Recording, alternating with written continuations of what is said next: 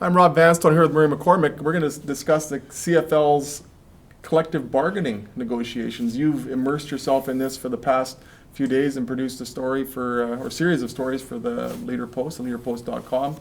What are your general thoughts on the labor environment in the Canadian Football League right now? I think general is the right word because it's really hard to get specifics on this. The CFL is not talking. The CFLPA is talking, but not saying anything specifically.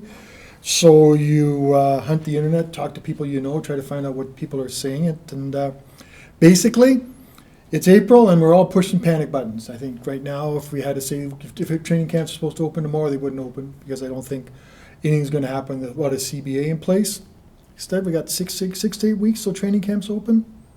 Things may change a lot by then.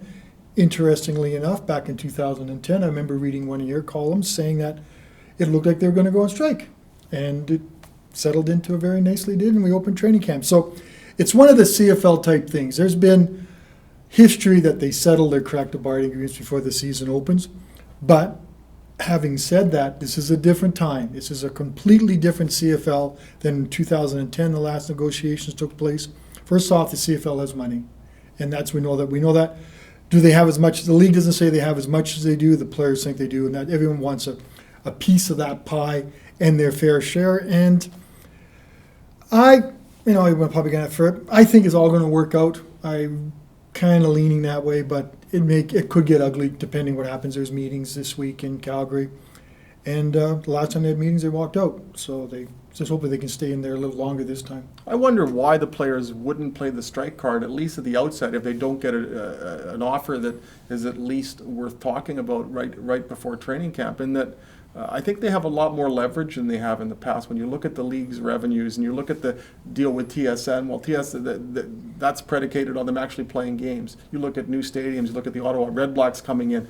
If you contrast the environment in the CFL, if you look at all the prosperity that's going on, it could be arrested pretty quickly if there are no games. And I get the feeling the players have a few cards to play here in negotiations with the league that they may not have had in the past. Would you agree or disagree? They do, but I hope they don't go into the mindset with a strike. And I think setting a line in the sand like that is detrimental to negotiations. I think you want to posture and you want to have the rhetoric out there that you're going to do this. But I would like to see them go to negotiations and both sides handle it with open minds and not with the absolute worst ending of things that can happen. I talked to George Reed, and he talks about 1974 and how that was the players had to do something because they had nothing.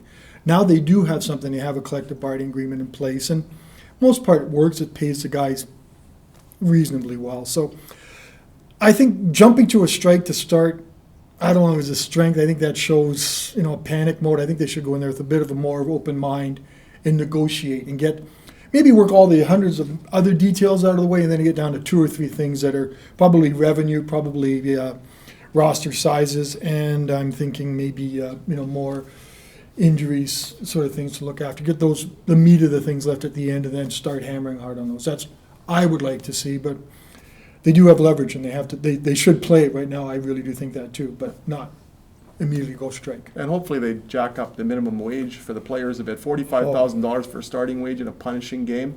That's not pocket change, but that's still one of the issues that I think has to come up. And there's so many, and we'll be discussing them for several months. We've just scratched the surface here. So if you want to immerse yourself in it more, take a look at Murray's story. He's done a terrific job on examining the negotiations or lack thereof to date. Thanks for your time. For Murray McCormick, I'm Rob Vanstone. Take care.